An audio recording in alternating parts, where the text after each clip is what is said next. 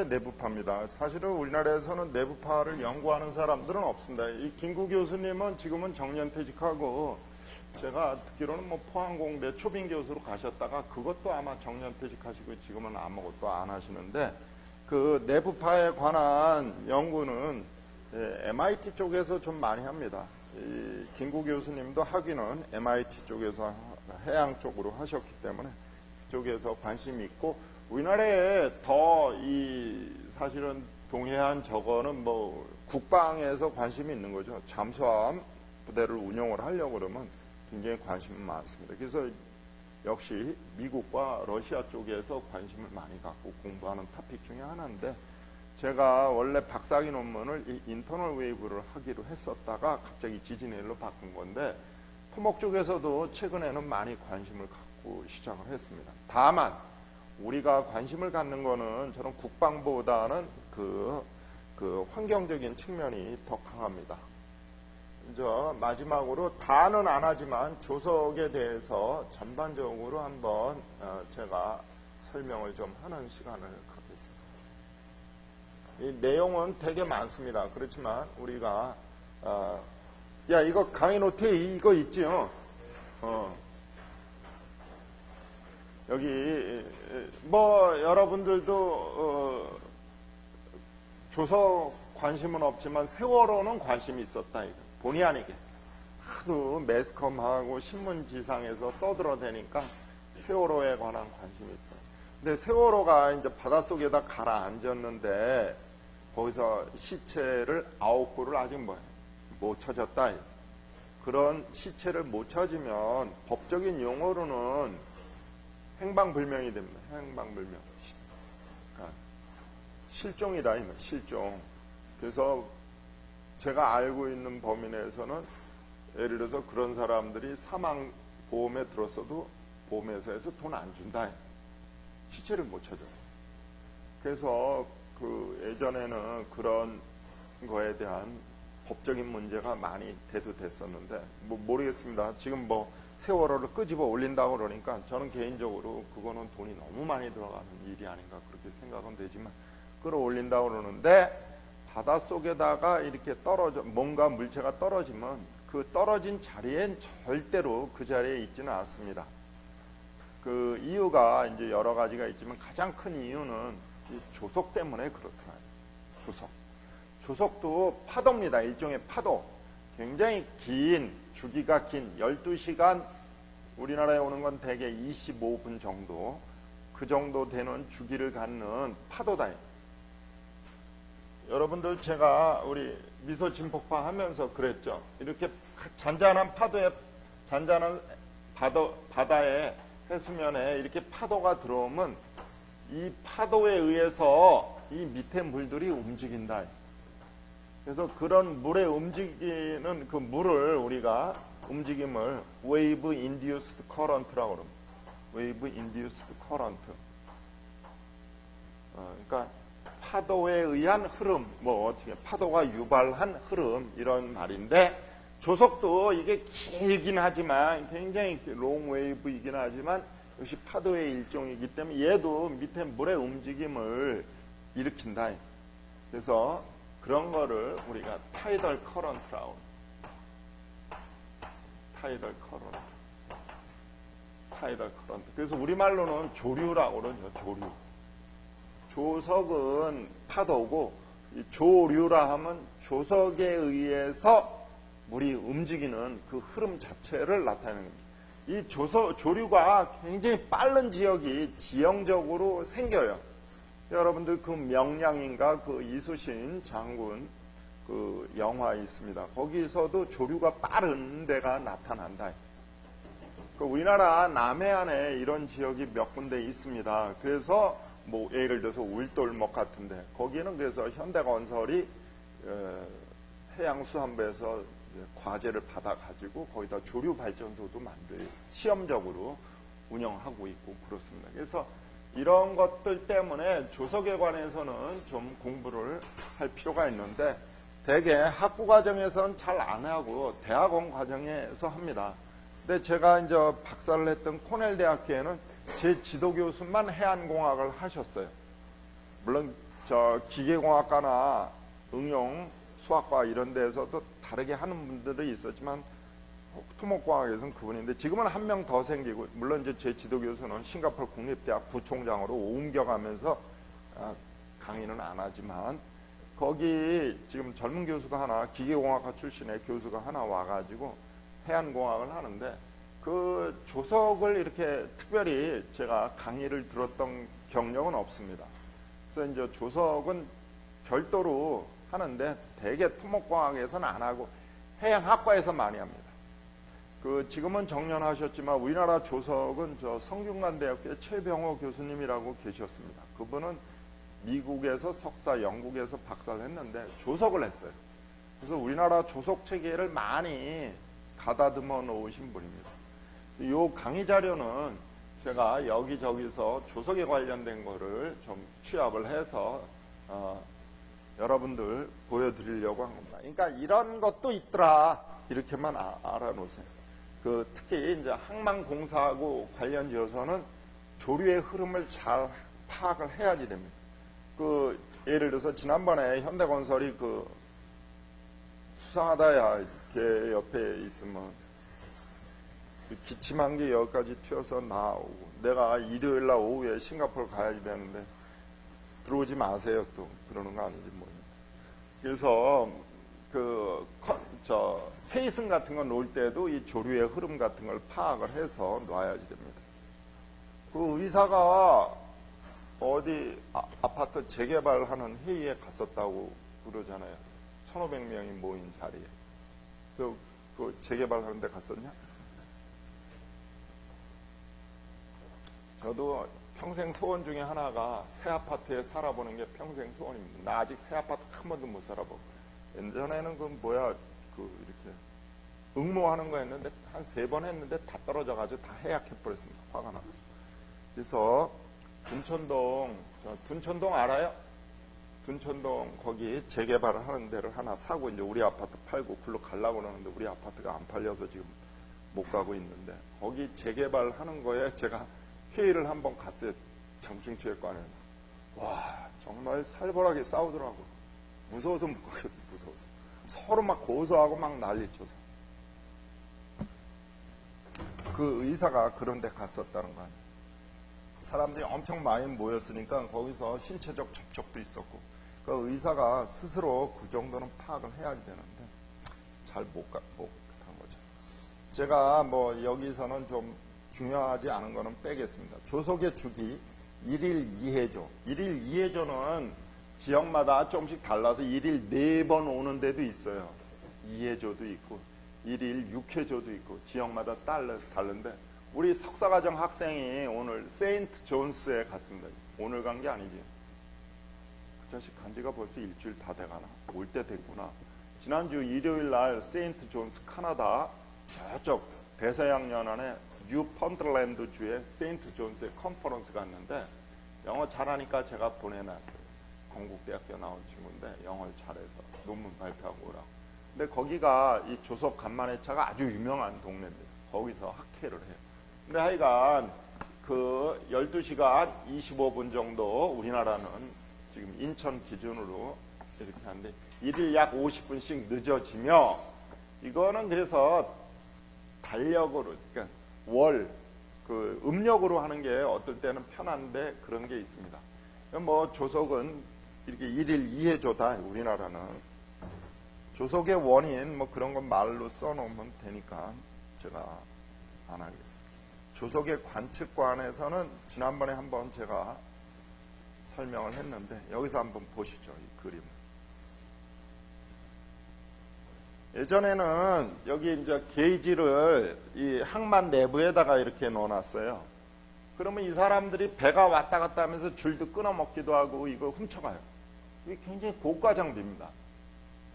저희는 그런 거 없는데, 그러니까 이렇게 관측 장비들이 되게 고가예요. 근데 그걸 보험회사에서 잘 보험을 안 들어줘요. 왜? 하도 많이 잃어버리고 망가뜨리니까.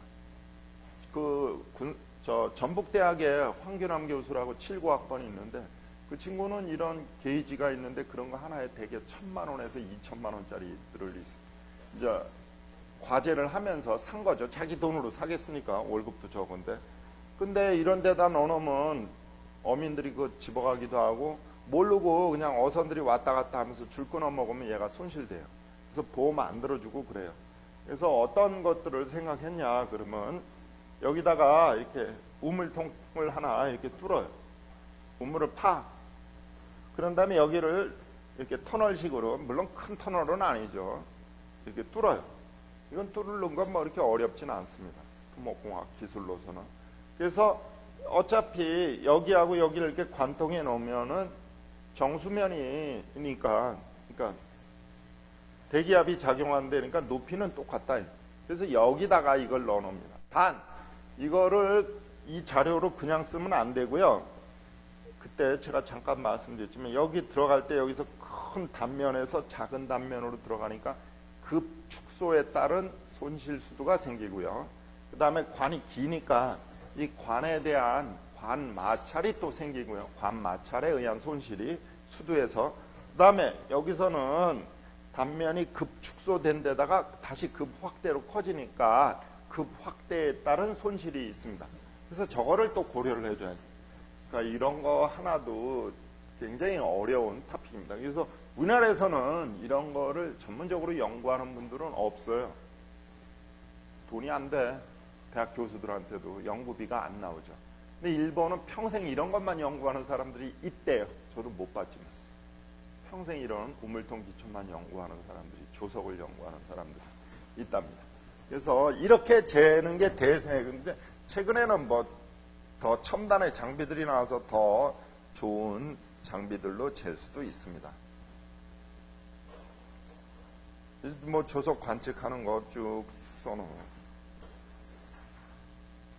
이제 여기서부터는 이제 여러분들이 그 풀이의 급수라는 거를 배웠다. 풀이의 급수를 여러분들이 풀이의 급수를 배웠다. 풀이의 급수.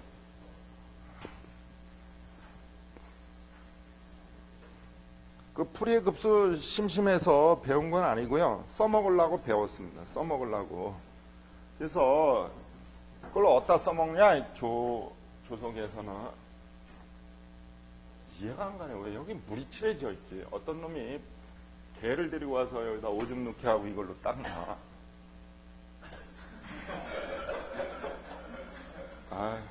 저질들. 내 후배들이지만 참 저질들 많아. 니네 생각하기에 고질이냐? 저질 같아. 조석을 관측해보면 이렇게 나와요. 규칙적이지만 어떤 불규칙을 함포하는 규칙입니다. 예를 들어서 이런 식으로 한번 이렇게 오르락 내리락 뭐 이런 식으로 간다. 그러면 얘를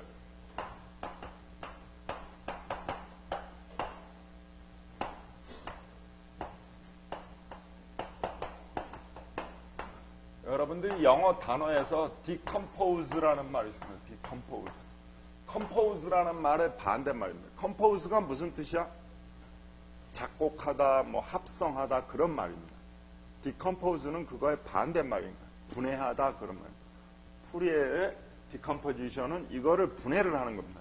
무슨 말이냐 그러면 예를 들어서 지금 주기가 피리어드가 12시간 20분이다. 예를 들어서 25분이다. 이렇게 나오면 얘가 이렇게 한 번 온 게 이게 12시간이다.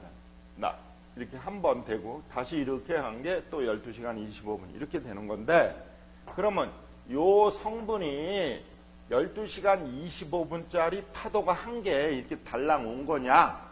그렇지가 않다 그 얘기입니다. 다시 말해서 얘는 여러 가지 다른 주기를 갖는 조석 성분이 합쳐져서 이렇게 오는 거다 그 말입니다. 그러면 어떤 주기를 갖는 성분들을 얘가 가지고 있는 거냐? 그걸 하기 위해서는 풀이의 디컴포지션을 해봐야지 됩니다. 저도 논문을 쓰면서 이거는 여러 번을 저는 조석에 대해서 하지는 않았습니다. 롱 웨이브에 대해서 했기 때문에. 그래서 그러면 그걸 어떻게 하느냐?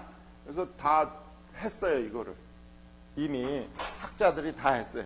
그래서 이런 성분들을 갖는다. 근데 여기 한번 보죠. 제가 읽어보겠습니다. 조석 현상은 여러 천체의 영향이 합성되어 일어나는 것이나 이것을 각 외력의 주기를 가진 진동으로 분해하여 표시할 수 있다. 이와 같이 하나하나의 천체에 의한 조석으로 분해하는 것을 조화 분해라 하고, 여기까지 시험법이라 그랬어. 내가 오늘 배우는 데까지. 하나의 천체에 의한 조석을 분조라 함. 이 일본 사람들이 만든 용어일 거예요. 어차피 우리나라가 일제 지배받으면서 기본적인 어떤 과학이 들어왔기 때문에 일본 용어가 어려워요. 용어가. 태음 반일 주조. 여기서 태음이라고 하면 문을 얘기해. 문, 달. 그래서 M이라고 그러는 거예요. 문. 달이 지구를 일주함으로써 약 24시간 50분 사이에 두 해 간만은 조석입니다. 생기는 분조. 그러니까 M2 분조라 그래요. M2. 그래서 M2라고 표시하고 두 번째 태양 반일 주조. 이거 상식으로라도 알아놓으세요. 상식으로 꼭 해안공학, 항만공학이 아니고요. 태양 반일 주조. 이름이 어렵습니다. 그래서 M2S2 K1 O1 이렇게 하는 것도 괜찮습니다. 태양이기 때문에 S라고 붙여요. 태양이 지구를 일주, 그러니까 자전하는 거죠. 함으로써 24시간 사이에 두 해 간만이 생기는 분조. 그 다음에 세 번째 태양 태음 합성 일주조. 저도 이거 다 못 외워요. 그냥 책 보고 이렇게 한다 이렇게 한다. 달과 태양이 질량의 중심에 집중하여 적도 면상을 회전할 때 1일 2회 간만이 생기는 분조, 그거를 K1 분조라. 태음 1주조, O1 분조라. 달이 1일에 일주할 때 생기는 분조, 주기는 약 25시간 49분 이렇게 나와 있습니다. 분조가 지금은 어디 내가 쭉 안 돼 있나? 이걸 다 하면 분조가 도대체 몇 개냐? 그러면 수백 개가 되더라. 수백 개가. 근데 이제 우리 대학원생 애들이 이제 예를 들어서 여러분들 서해대교를 한번 생각을 해보세요. 대림산업이 시공한 서해대교. 서해에 있습니다. 거기다가 교각이 바다 위에 여러 개가 놓여 있어요. 거기다가 서해 그쪽은 조석의 영향이 굉장히 심각한 지역입니다. 조류도 세고, 통상 여러분들이 강이나 바다의 조류의 흐름이 얼마면 센 거냐 그러면 1초에 1m 이상이면 센 거라고 보시면 돼요. 한강에 홍수 났을 때 통상적으로 흐름이 2에서 3m라고 봐요.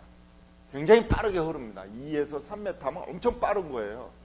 그러니까 1m 이상이면 굉장히 빠른 흐름인데 거기 조류가 흐르는데 그거를 여러분들이 이제 예를 들어서 해상교량, 지난번에 우리 치문규 과장도 해상교량이라 걔를 설계를 하려고 그러면 조류의 흐름을 알아야지 된다. 그거에 버티게 교각을 설계를 해야지 되고 그 조류에 의해서 세굴이 생길 수도 있고 그러기 때문에 그래서 그거를 조석을 재현을 해야지 됩니다. 만들어내야지 돼요. 컴퓨터를 이용해서. 그럴 땐 토목공학에서는 대개 이렇게 네 가지를 합성을 해요. 요거에 관한 건 다 조사를 해놨어요. 어디? 여기 들어가시면 여러분들도 다 확인할 수 있습니다. 지금 부산으로 옮겼어요. 예전에 인천에 있었습니다. 놀이.go.k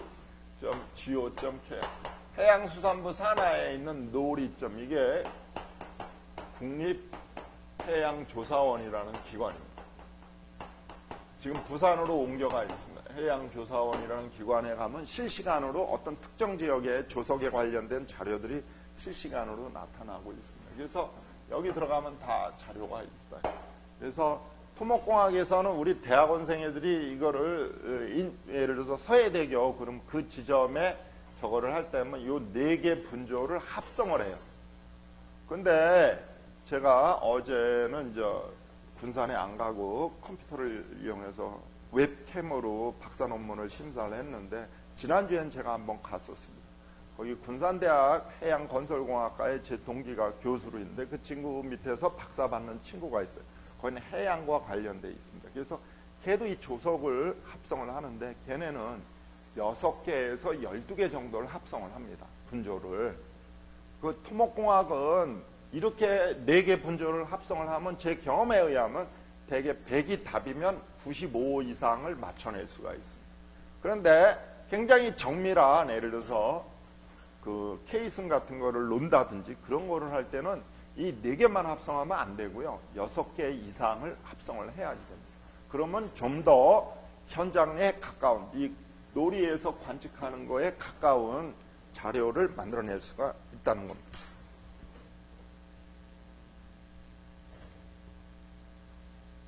여기 각속도 나오고 반조차 지각 이런 건데 이런 거를 합성을 하면은 다음과 같이 합성을 할 수 있다. 코사인으로 다 해가지고 우리가 이렇게 합성을 할 수가 있어요. 요거에 의하면 조석의 높낮이 이게 나타나요. 이거를 우리가 만들어낼 수 있다 이겁니다. 그러니까 합성하는 것 자체는 어렵지는 않습니다. 이 값들은 다 주어져 반조차나 지각 같은 거는 다 주어져 있기 때문에 어렵지는 않습니다. 그 다음에 이제 상식적으로 또 많이 나오는 것 중에 하나가 저도 개인적으로 이런 것들을 너무 용어가 비슷비슷해가지고 잘 모르지만 그러니까 이런 게 있다 이렇게만 알아요. 고극조위, 약최고 고조위, 대저평균 고조위, 평균 고조위, 소저평균 고조위, 평균 해면, 소저평균 저조위, 평균 저조위, 대저평균 저조위, 약최저 저조위, 저극조위, 대소조차, 대소조승 이걸 승자라고 합니다. 그 차이를 한자어로 적었는데 여기서 여기 평균 해면을 보면은 다 대칭입니다. 여기 6번이 평균 해면이잖아요. 위로 가면 뭐야? 소조평균 고조위. 밑으로 가면 소조평균 저조위. 평균 해면 두 번째 위로 가면 평균 고조위. 평균 저조위. 고저 이렇게 돼 있죠? 근데 실제로 우리가 그럼 항만을 할 때는 어떤 조위에 따라서 하느냐? 이게 굉장히 심각한 문제입니다. 여러분들, 그럼 뭐 아무거나 하면 되지. 그렇지가 않습니다. 돈이 엄청 많이 왔다 갔다 하기 때문에. 이제 이런 문제가 왜 중요하냐를 한번 좀 예를 한번 들어보죠. 그래서 항만공사가 제가 말씀을 드렸지만 회사로 볼 땐 돈이 많이 남는 직업이지만, 남는 일이지만, 실제로 가서 보면은요, 뭐 맨날 바람 부는 날, 노는 날이 아니고요. 실제로 일이 많아요. 예를 들어서 항만공사는 필연적으로 육지하고 접할 수밖에 없습니다. 섬도 마찬가지죠. 여기는 육지다, 육지. 그럼 여기가 이제 해수면이 있으면 여기다가 예를 들어서 이렇게 방파제를 친다. 이 방파제를 치면은 기본은 뭐가 문제냐 그러면 기준면이 다르기 때문에 문제가 돼요. 예를 들어서 여기 엘리베이션이라고 하는 엘리베이션 예를 들어서 10m다. 이 엘리베이션은 그러니까 인천 지역 평균 해수면을 가지고 만든 거예요. 우리나라 육지의 고도는 인천 앞바다 평균 해수면을 기준으로 만들었습니다. 인천 앞바다 평균 해수면을. 그래서 제가 가보지는 못했지만 그 역시 바다 위에다가 또 부표를 띄워가지고 평균 해수면을 해야지 되는데 여기 평균 해수면에 대한 민스 레벨. 왜 여름철에 높고 겨울철엔 낮으냐? 왜 그럴까? 장마, 여름에는 장마가 들어서 한강 같은 데서 물이 많이 내려가면 인천 앞바다 평균 해면이 올라가요. 근데 겨울에는 그 물이 요새 같은 때 뭐 비도 안 오는데 하여간 그렇게 해서 일반적으로 그렇다는 얘기입니다. 근데 그거를 뭐 1, 2년을 재가지고 평균 해면을 결정하는 건 아니고요. 수십 년을 재야지 됩니다. 그만 자. 에이씨, 메르스에 걸리면 좋으나 보다. 그래서 오랫동안 관측을 해야지 되는데 그러면 오랫동안이 어느 정도냐? 그거는 뭐 하기 나름이죠. 그래서 강우량도 여러분들 그 아침에 기상캐스터들이 하면 평년이라는 말 들어봤어요? 평년에 비해서 올라간다. 평년이라는 말, 평년. 평년이 뭐를 평년이라 그래? 평년이라는 말 몰라? 아이씨, 무식하게 들었니? 그거는 그 수문학에서 쓰는 용어인데, 평년이라는 말이 있습니다. 평년. 지난 30년간. 30 years. 1제너레이션을 얘기해. 1세대, 2세대, 1세대, 세대 차를 느낀다. 한 세대가 30년을 세대라고 그럽니다. 영어에 그런 거 있잖아요. 그런 용어들. 디케이드는 몇 년이냐? 10년, 20년은 뭐라 그래? 스코어. 이 30년 제너레이션을 이거라고 그러고, 평년도 30년간의, 지난 30년간의 평균, 예를 들어서 강수량, 기온, 뭐 이런, 평년에 비해서 아침 기온이 올라갑니다. 그러면 평년이 작년이 아니고 지난 30년간 평균. 그러니까 매년 변하겠죠. 30년을 지금부터 거꾸로 이렇게 추적하니까. 이것도 평년 개념은 아니지만 지난 오랫동안 이걸 재해야지 돼요. 올해가 되면 될수록 좋습니다. 그 평균 해면인데 모든 중요 지점에서 이게 다 달라요. 그래서 예를 들어서 금강 앞바다 같은 경우에는 평균 해수면이 1982년을 전후해서 확 차이가 나요. 그 이유가 86년인지 82년인지 제가 정확하게 기억 못 나요. 금강 하구 뚝을 막았어요. 그러면 내려가던 강물이 일단 차단되니까 평균 해면이 어떻게 되겠어? 떨어지겠죠? 작아지겠죠. 그렇게 해서 그럴 때는 평균 해면을 또 한번 바꿔줍니다. 이거는 다 해양수산부 산하 놀이에서 지금은 하고 있다. 그래서 평균 해면을 하는데 공사를 할 때 평균 해면이 다 있어. 중요 지점마다 다 달라요. 그럼 우리나라 육지 지도를 만드는데 그래서 해발고도 그러잖아요. 해발고도. 해발. 바다에서 출발한 높이다. 그 말이에요. 한라산이 1945m다. 1945m. 근데 한라산 여러분들이 등산하면 1945m 올라가요? 한라산 얼마 등산하면 몇 메타 올라가는 거야? 한라산이 1945m인데 여러분들이 바다 위에서부터 기어 올라가는 건 아니잖아요. 인천 앞바다 평균 해면으로부터. 그럼 어디서부터 어디 특정 지역에서부터 올라가잖아요. 얘도 또 평균 해면으로부터 높이, 해발 고도가 있을 거 아니에요. 예를 들어서 이게 1940m다. 그러면 한라산 올라가는 거 몇 메타 올라가는 거야? 5m 올라간다. 이렇게 하나, 둘, 세 발이면 올라간다. 여러분들이. 알았어? 그러니까 해발 고도라고 그러는 게 그런 의미인데, 그러면 모든 지역이 다 평균 해면이 다른데 그거를 다 자기네 걸 기준으로 하면 안 되잖아요. 그래서 우리나라는 통일을 한 게 인천 앞바다 평균 해면을 기준으로 하자, 그 얘기입니다. 근데 인천 앞바다에다가 그 계속 계측을 하면은 아까 얘기한 것처럼 배들이 왔다 갔다 거리고 그러니까 그거를 한번 재놓은 거를 인하대학교 교정으로 옮겨놨다고 들었습니다. 거기 그래서 기준점이 있어요. 그러니까 우리나라 모든 육지 측량을 할 땐 거기서부터 따간 거예요. 그렇게 했는데 북한도 우리나라 거 쓰다가 쟤네는 80년대 초인가 언제부터 함흥 앞바다로 옮겼습니다. 일본도 어디 기준? 에베레스트 산이 8,848m, 근데 뭐 한 2m인가 얼마 내려갔대요. 지난번에 네팔 지진 나는 바람에. 근데 에베레스트 산이 8,848m면 네팔의 기준 해발 고도점서부터 8,848m다. 근데 바다는 또 달라요. 예를 들어서 우리나라가 바다를 또 수심을 그렇게 하면은 미국에 있던 컨테이너선이 부산 앞바다 와가지고 깊이를 자기네 나라 기준점하고 다르니까 헷갈린다. 그래서 바다의 깊이는 10번 보세요. 10번. 여기서. 약체조 저조위. 그럼. 아니다. 이거 뭐 틀렸다. 약체고 고조위를 써놨네. 로워 워터입니다. 약체조 저조위에 이랬네. 그거 스페링이 틀린 겁니다. 저조위는 하이어 하이워드. 이거 엉성하냐. 하이어, 하이가 아니고 로워, 로우 워터입니다.